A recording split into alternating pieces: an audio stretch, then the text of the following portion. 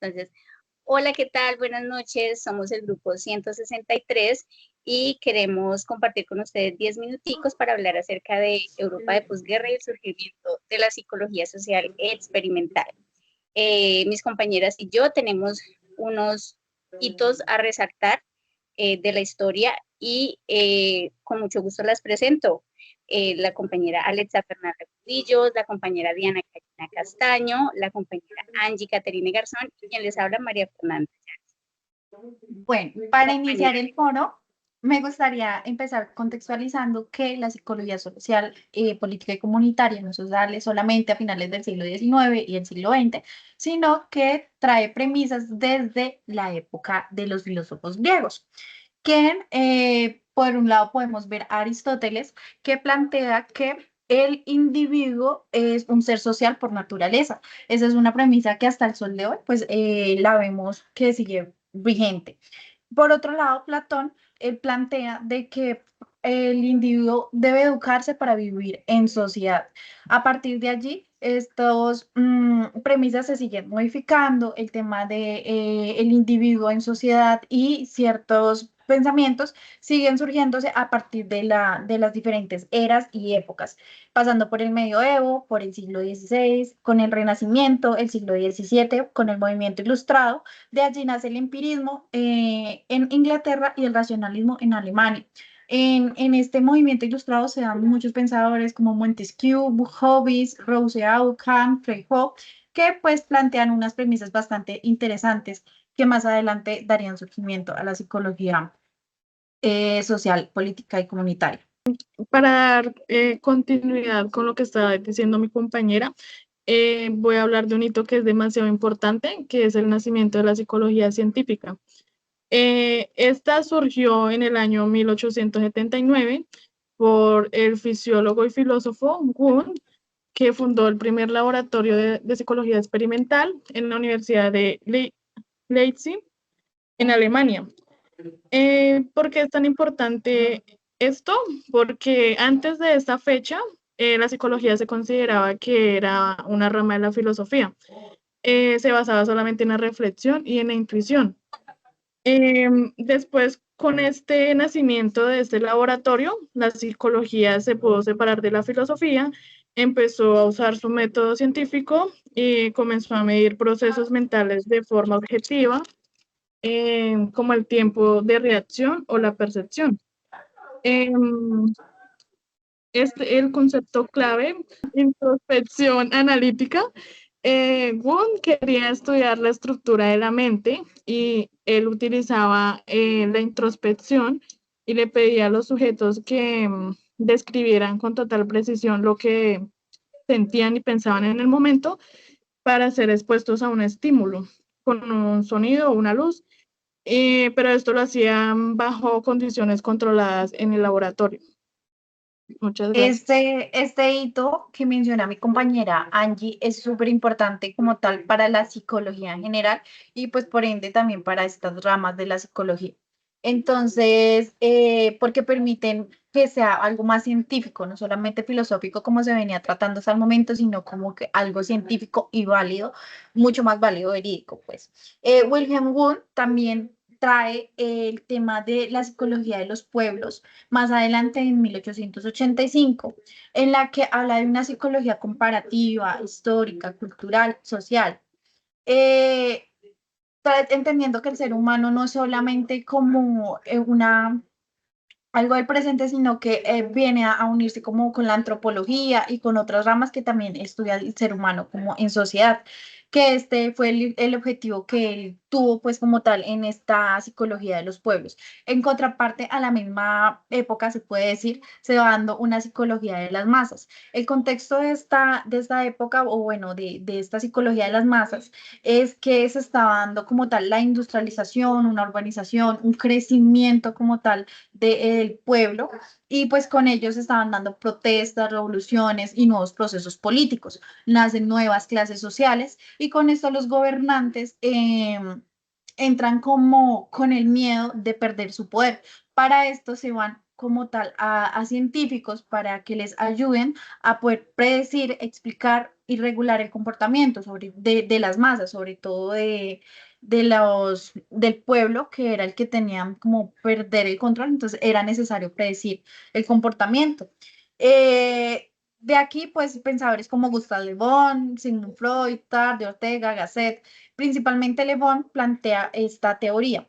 Él dice que cuando hay una colectividad, cuando hay una masa, se crea una especie de mente colectiva en la que el individuo se vuelve sumiso al pensamiento de la masa. Entonces, se ve más influenciada por el grupo, el individuo, y deja de ser como tal tan importante su individualidad para ser parte como tal del grupo. Em, pues hasta el sol de hoy vemos cómo sigue manejándose esta psicología, ¿no? Para muchas veces utilizarse en pro de quienes gobiernan, también pues en temas de quienes manejan como tal la sociedad, no solamente en parte de poder legislativo, sino también como de poder económico y se maneja como todo esto. Bueno, ahí considero súper importante resaltar, recalcar que la psicología científica perdió gran validez para esta época, ya que se empezaron a ver o se dieron cuestionamientos gracias a esto que acabas de decir, Alexa, porque el hecho de que los gobernantes empezaran a acudir a la psicología científica para tratar de modificar no solamente el pensamiento, sino el comportamiento de las poblaciones para, para continuar en el poder, precisamente hizo que entonces ya no se viera con la misma capacidad y con la misma, digamos, experticia el tema de la psicología científica, perdieron credibilidad. Es también, como voy a aclarar, muy importante, como que este hito pone las bases para que se empiece a estudiar el tema de la influencia social, el tema del liderazgo, el comportamiento social colectivo, ¿no? Que esto trae más adelante apertura a la rama, a la constitución como tal de estas psicologías. Uno de los hechos históricos que considero más importante para el desarrollo de la psicología social fue la Segunda Guerra Mundial. Después de este conflicto surgió una gran preocupación por entender cómo las personas podían ser influenciadas por la autoridad, por la propaganda, las ideologías políticas. Muchos investigadores se preguntaron por qué las personas obedecían órdenes o participaban en estas acciones colectivas. En este contexto, la psicología social comenzó a enfocarse en estudiar fenómenos como la obediencia, la influencia social, las actitudes y el comportamiento de los grupos.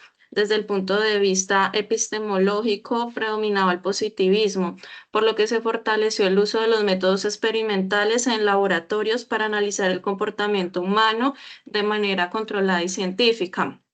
Además de esto, este interés tenía un trasfondo sociopolítico, ya que los gobiernos y las instituciones buscaban comprender cómo se podía influir en la población. Quiero dar un ejemplo que es a través de la propaganda o o el liderazgo. Ok, perfecto. Bueno, me gustaría traer eh, a, a este espacio la importancia de todo lo que acaban de mencionar mis compañeras para el surgimiento de la psicología comunitaria. Esta se da más o menos en los años 65, a partir de la creación de centros de salud mental en Estados Unidos. No obstante, por supuesto, alcanza a llegar a toda Latinoamérica.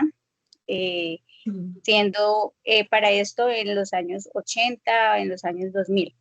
Súper importante tener en cuenta de que la psicología comunitaria se reconoce como un nuevo campo de intervención a partir de el surgimiento de todos estos movimientos por los derechos de las personas, por la creación de instituciones mentales o psiquiátricas, por la calidad del servicio de salud. Entonces, este tipo de psicología comunitaria entra a impulsar un modelo preventivo, participativo, comunitario, tratando de conectar siempre con políticas públicas. Entonces, yo creo que es súper importante reconocer que la psicología siempre ha tenido una relación muy directa, muy estrecha con toda la parte social, con toda la parte política y con toda la parte comunitaria. Eso Obviamente, quería aportarte también, María Fernanda, que digamos, como tú lo mencionas, en los años 80 es donde se da todo esto de tema que también se relega acá a Latinoamérica, ¿no? Que en esta época es como también donde se está dando un tema de dictaduras, de conflictos armados, o sea, el tema está bastante denso acá en Latinoamérica para esta fecha y es donde muchos de los psicólogos dicen, oiga, pero venga, es que la psicología no solamente se trata como de estudiar el comportamiento individual, de estudiar procesos psicológicos, sino que también va mucho más allá y la influencia va mucho más allá. O sea, la psicología tiene que ir más allá, tiene que ir a estudiar la ideología, a estudiar el poder, a estudiar la comunidad, a estudiar la memoria histórica, la participación ciudadana, porque eso hace parte del comportamiento y de la percepción como tal del individuo. exacto. Entonces, hay un escritor, se llama Musito, él subraya que la psicología comunitaria se constituye como un campo diferenciable a las otras psicologías porque asume principios como participación, empoderamiento y sentido de comunidad, lo que identifica y acaba, o sea, acaba de comentarnos la compañera, pero dicho de manera más técnica, un cambio epistemológico respecto a la psicología clínica tradicional, que se centraba precisamente en el déficit individual, o sea, estrictamente en cada persona por sí sola. Y pues vemos que somos individuos nacidos, criados y desarrollados en sociedad, por ende, pues asimismo se debe generar el estudio al comportamiento, no de manera individual. Entonces, la pregunta ahí para todas nosotras, ¿realmente estamos de acuerdo con lo que hicimos apertura a este video de que tenemos dos posiciones? Tenemos a un pensador que era Aristóteles, tenía su ideología de que el ser humano, el individuo, nace eh, ya con sus capacidades desarrolladas para ser sociable, o por ende necesitamos educarnos para poder vivir en sociedad. Esa es una pregunta muy importante que considero yo que hoy en día todavía hay muchas personas que no, pues no nos hemos sentado a cuestionar y a resolver esa pregunta, y por ende se presentan diversas situaciones que se pueden, digamos, disipar si tenemos claro de que es necesario el aprender a vivir en sociedad, el encontrar. Exacto, porque necesitamos de los demás naturalmente, genuinamente, necesito del otro, nací innatamente para vivir en sociedad porque desde el momento en el que nazco, o sea, si mi mamá no me alimenta en el momento uno en el que yo nazco, si yo no logro lactar, pues me va a morir. Entonces, hay una dependencia y hay una necesidad de vivir en sociedad, pero también es necesario poder construir, no solamente como individuos, sino como construir las redes y los sistemas sociales para poder mejorar como tal todo el contexto. Bueno, no siendo más, fueron 10 minutos muy agradables. Eh, Esperamos que este video sea de total agrado para quienes lo reciban y les deseamos una feliz noche. Chao, Chao. muchas gracias.